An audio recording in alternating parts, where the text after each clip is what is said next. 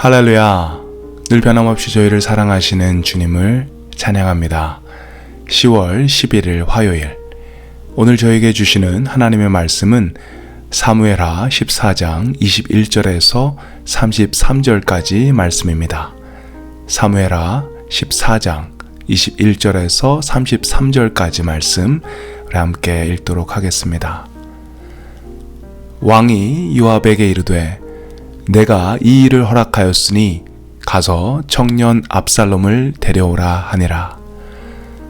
요압이 땅에 엎드려 절하고 왕을 위하여 복을 빌고 요압이 이르되 내 주 왕이여, 종의 구함을 왕이 허락하시니 종이 왕 앞에서 은혜 입은 줄을 오늘 아나이다 하고, 요압이 일어나 구슬로 가서 압살롬을 데리고 예루살렘으로 오니 왕이 이르되 그를 그의 집으로 물러가게 하여 내 얼굴을 볼 수 없게 하라 하매, 압살롬이 자기 집으로 돌아가고 왕의 얼굴을 보지 못하니라.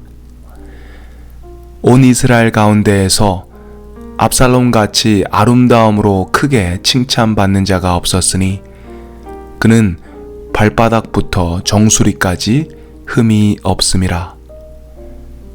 그의 머리털이 무거움으로 연말마다 깎았으며 그의 머리털을 깎을 때에 그것을 달아본즉 그의 머리털이 왕의 저울로 200세겔이었더라.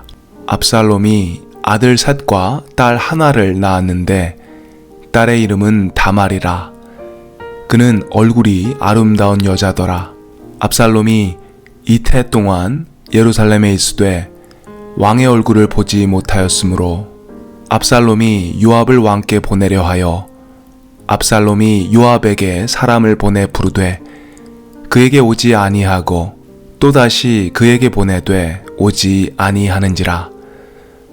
압살롬이 자기의 종들에게 이르되 보라, 요압의 밭이 내 밭 근처에 있고 거기 보리가 있으니 가서 불을 지르라 하니라.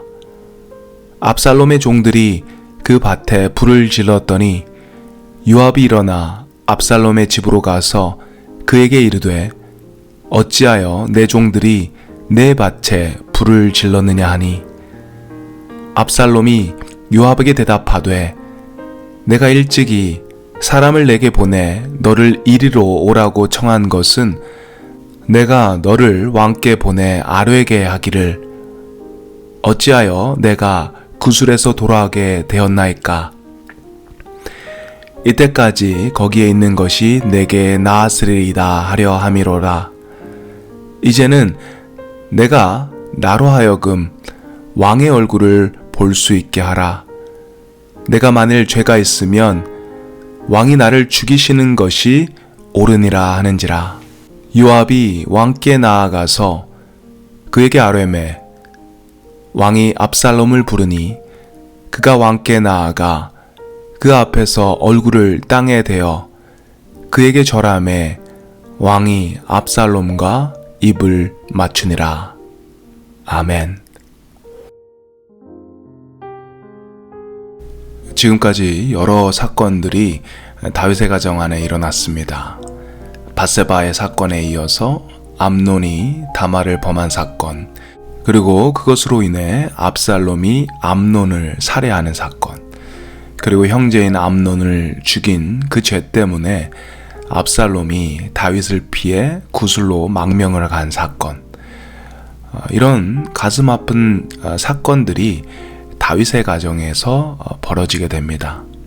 다윗의 왕국은 계속해서 커져가고 강해져 가는데 그 가정 안에는 굉장히 많은 상처들이 있음을 보게 됩니다. 자, 어제 본문에서 요압이 다윗이 아들인 압살롬을 그리워하는 줄 알고 계략을 세웁니다. 드고아의 여인에게 사주를 하죠. 그리고 그 드고아의 여인이 꾸며진 그 이야기를 통해서 다윗이 압살롬을 다시 예루살렘에 돌아오는 것을 허락하게 됩니다. 다윗은 이것이 요압의 계략인 줄 알았음에도 불구하고 그렇게 허용하도록 하죠. 사실 어제 본문의 이야기까지만 들으면 다윗과 압살롬의 재회를 기대할 수 있을 것 같은데, 오늘 본문 내용을 이어서 보게 되면 여전히 다윗은 압살롬을 다시 예전처럼 아들로 맞이할 준비가 아직은 되어 있지 않은 것을 보게 됩니다. 24절 말씀을 보시면 왕이 이르되 그를 그의 집으로 물러가게 하여 내 얼굴을 볼 수 없게 하라 하매 압살롬이 자기 집으로 돌아가고 왕의 얼굴을 보지 못하니라. 아들 압살롬이 3년이라는 긴 세월 동안 망명을 하고 다시 돌아온 것입니다. 탕자를 맞이하는 그 아버지처럼 아들을 만나기 위해 뛰어나가고 그를 반기고 또 큰 잔치를 벌이지는 못해도 그래도 만나는 줘야 할 텐데 다윗은 그러지 않습니다. 압살롬의 얼굴을 보지 않죠. 만나주지 않습니다. 그 이유가 무엇일까요? 압살롬은 다윗의 다른 아들인 암놈을 살해한 살해범입니다. 압살롬이 귀한 만큼 암놈도 다윗에게는 귀한 자식이었을 것입니다. 그런데 그런 아버지의 마음에 대못을 박은 것이죠. 그런데 더 괘씸한 것은 압살롬은 그가 한 행동에 대해서 뉘우침이나 회개가 없었다라는 것입니다. 압살롬이 암놈을 살해한 것을 뉘우치지 않고 오히려 그것을 정당화하려고 하는 그런 증거들이 몇 가지가 있는데, 그 중에 27절을 보시면 압살롬에게 아들 셋과 딸 하나가 있습니다. 아들 셋 이름은 소개가 되지 않는데 딸의 이름만 소개가 됩니다. 그런데 그 딸의 이름이 다말입니다. 다말은 암논이 강간을 한 누이의 이름이기도 합니다. 자신이 다말의 복수를 하기 위해서 암논을 살해했던 것이고요. 그리고 그것 때문에 그는 아버지를 피해서 3년간 망명의 시간을 갖습니다. 이런 상황을 생각할 때 이것은 내가 억울한 일을 당했다라는 것, 나는 어쩔 수 없이 내가 사랑하고 아끼는 누이 다말에 대한 복수를 했었어야 됐다라는 것을 세상 사람들이 이해해달라는 그런 메시지로 느껴집니다. 시간이 흘렀지만 여전히 압살롬은 자기의 죄를 뉘우치지 못하는 것이죠.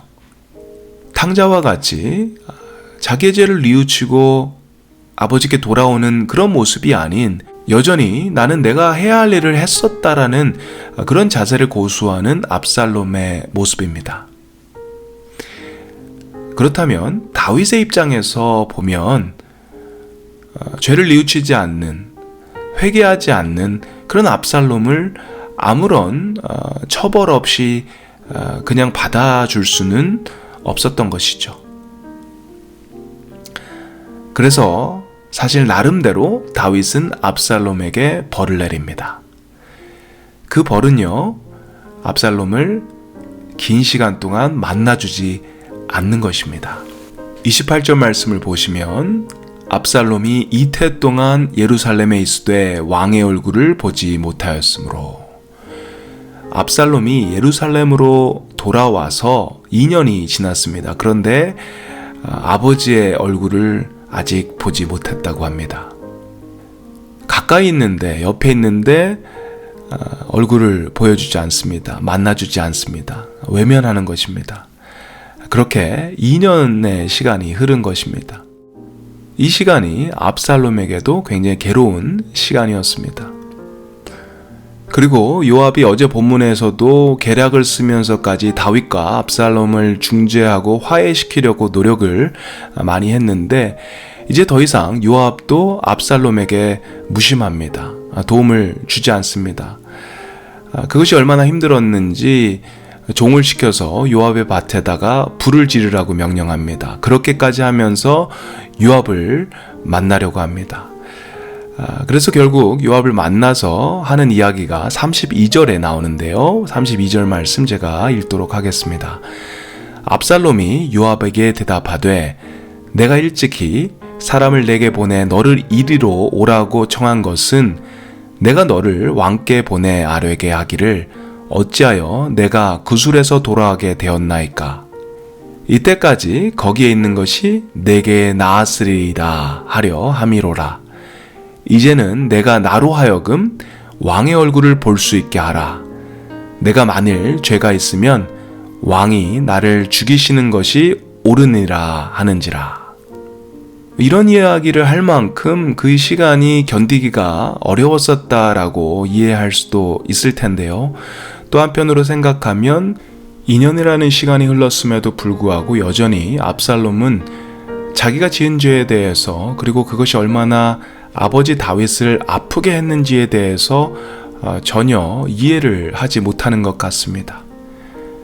시간이 오래 흘렀음에도 불구하고 그는 계속해서 자기의 아픔, 자기의 억울함에만 초점을 둘 뿐, 다른 이의 아픔에 대해서 생각할 수는 없었던 것 같습니다.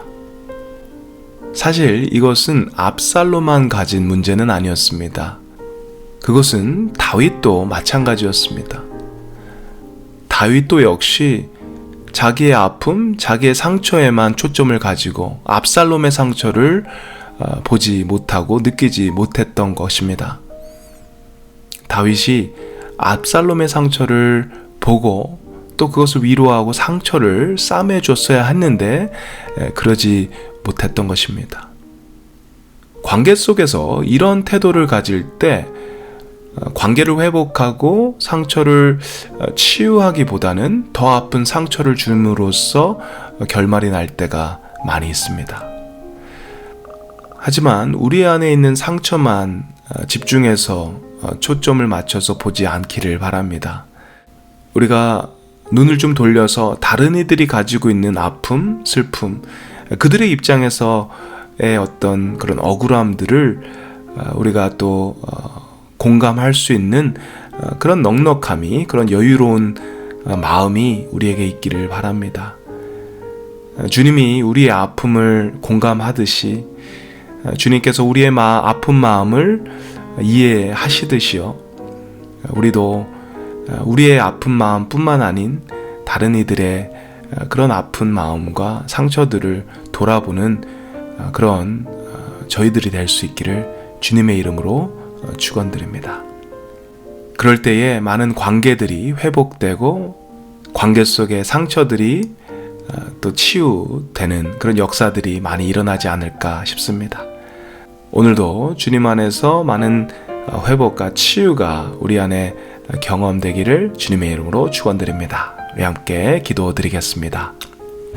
우리의 모든 아픔과 슬픔, 우리가 가진 억울함을 아시는 하나님, 그 모든 것을 아시는 것뿐만 아니라 공감하시고 또 그것 때문에 아파하는 저희를 위로하시고 또 치유하시기를 원하시는 하나님, 압살롬과 다윗의 관계처럼 가족임에도 불구하고 그렇게 깨어지고 부서지고 상처 많은 그런 관계들이 참 많이 있습니다. 그런 가정들 가운데 주님 찾아가 주시고 그들의 관계 속에 일하여 주시기를 원합니다.